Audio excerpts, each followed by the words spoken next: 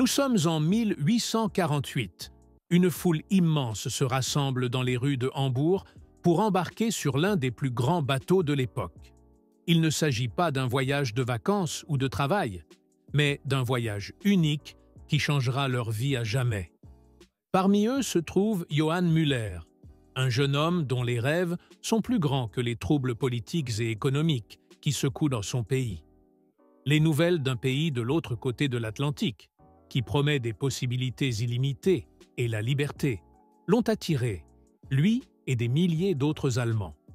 Le cœur lourd, mais avec une foi inébranlable en un avenir doré, Johann monte à bord d'un bateau qui doit l'emmener vers le Nouveau Monde, en sachant qu'il ne reverra jamais son pays et sa famille. Ce voyage n'est pas seulement celui d'un individu, il est le symbole de la vague massive d'immigrants allemands qui ont afflué aux États-Unis au cours des siècles. En effet, environ un quart des Américains actuels peuvent faire remonter les leurs aux pays germanophones. Je trouve cette carte particulièrement impressionnante, car elle montre le groupe ethnique le plus important dans chaque district des États-Unis. On y voit clairement comment les Allemands dominent le pays, en particulier le Midwest et les États du Nord, mais aussi une grande partie de la Floride, du Texas et de la Californie.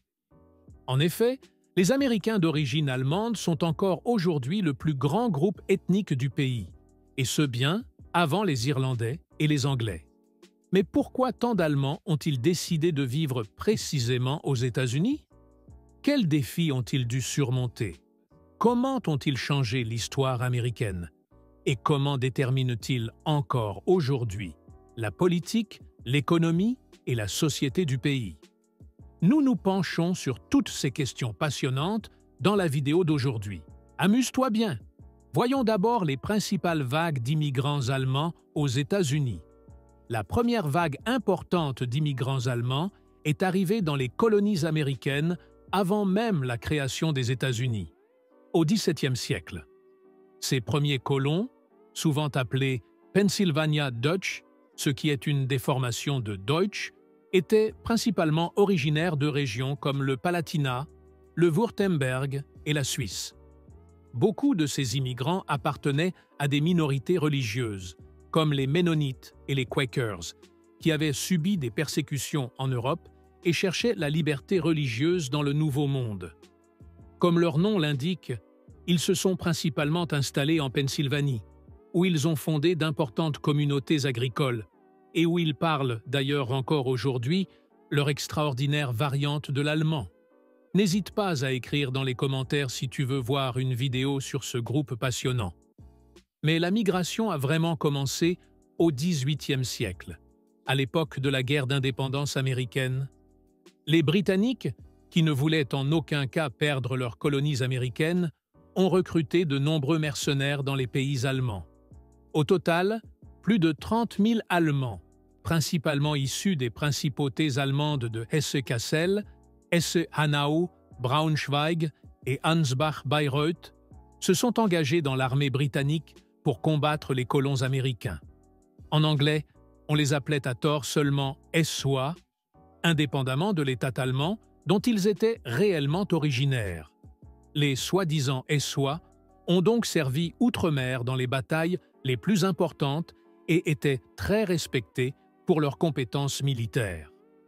Bien que les Britanniques aient finalement perdu et que les États-Unis soient devenus indépendants, de nombreux mercenaires allemands ont décidé de rester en Amérique plutôt que de retourner dans leur pays. Beaucoup étaient tombés amoureux du nouveau pays et de l'atmosphère de renouveau, et y voyaient de meilleures opportunités économiques que sur le vieux continent. Beaucoup se sont également installés en Pennsylvanie et se sont mélangés avec les Pennsylvania Dutch. C'est ainsi qu'est née une langue ou une variante de l'allemand qui est encore parlée aujourd'hui. Cela ressemble à ce qui suit. Mein Name ist Dale Hollenbach. Ich war ein teacher in der Fleetwood Mittelschule für 32 Jahre. D'autres groupes importants se sont déplacés vers New York et la Virginie. Le fait que tant d'Allemands y vivaient déjà lors de la création des États-Unis a donc jeté les bases de l'émigration massive qui a suivi. La plus grande vague a suivi au XIXe siècle, en particulier après l'échec de la Révolution de 1848-49.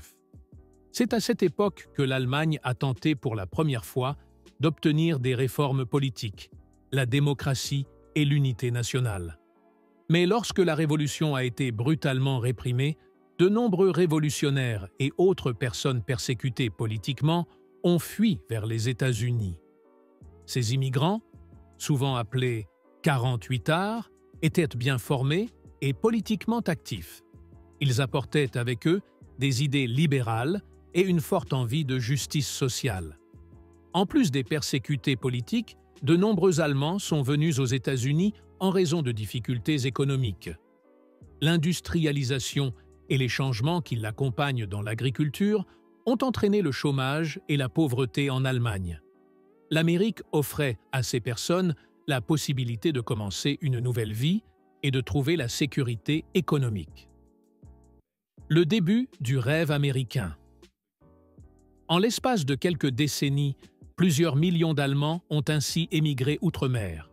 Plusieurs fois par semaine, d'énormes bateaux avec plusieurs milliers de personnes quittaient le port de Hambourg. La plupart des émigrants allemands de cette époque se sont installés dans le Midwest, principalement dans des États comme le Wisconsin, le Missouri, l'Illinois et l'Ohio. Ce n'est que pendant la Première Guerre mondiale et dans les années qui ont suivi que l'immigration allemande a diminué à court terme en raison des tensions politiques et du sentiment anti-allemand aux États-Unis.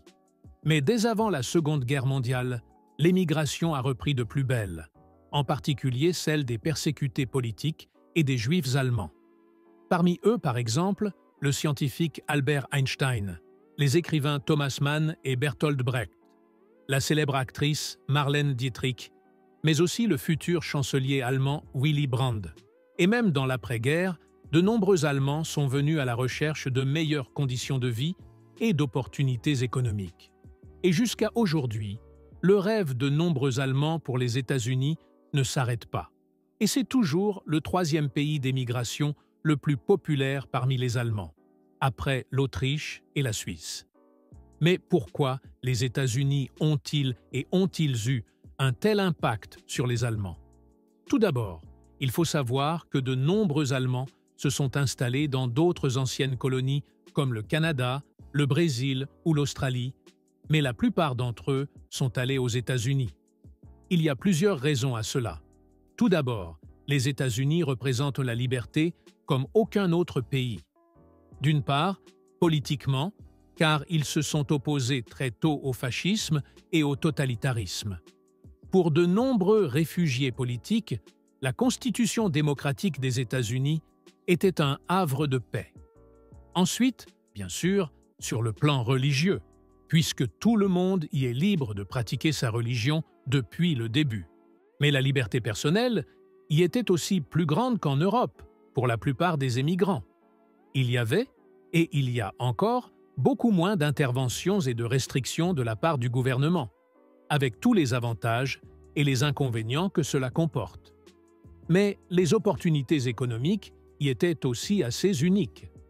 L'économie forte et le besoin de main-d'œuvre qualifiée ont attiré de nombreux émigrants. Il y avait notamment de nombreux emplois dans l'industrie, la science et l'agriculture, et les Allemands étaient appréciés pour leurs compétences dans tout le pays. En revanche, d'autres pays d'émigration classique se sont développés beaucoup plus lentement.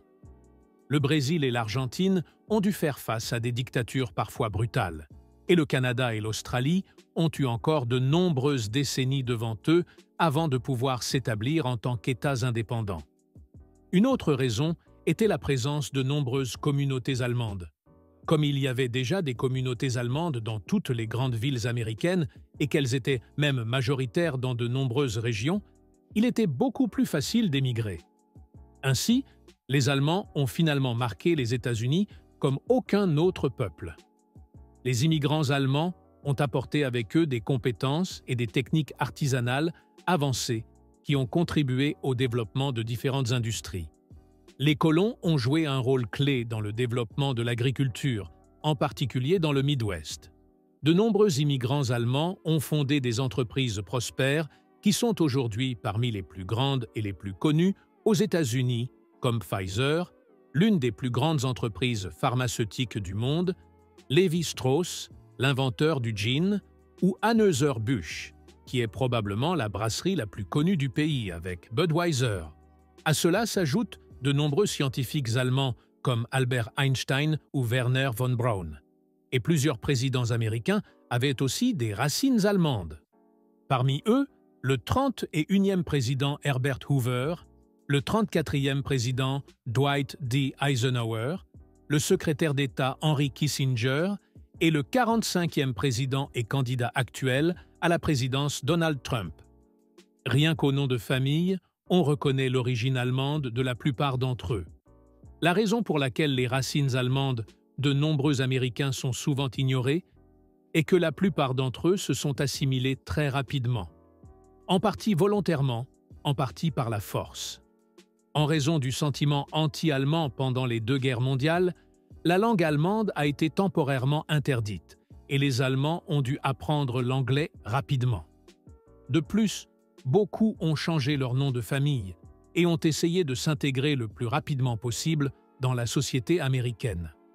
D'autre part, les émigrants allemands partageaient souvent des valeurs américaines, comme une forte éthique de travail, la recherche du succès économique et la liberté personnelle. Le fait que l'anglais et l'allemand proviennent de la même famille linguistique a rendu l'apprentissage de la nouvelle langue beaucoup plus facile pour les Allemands que pour les autres émigrants.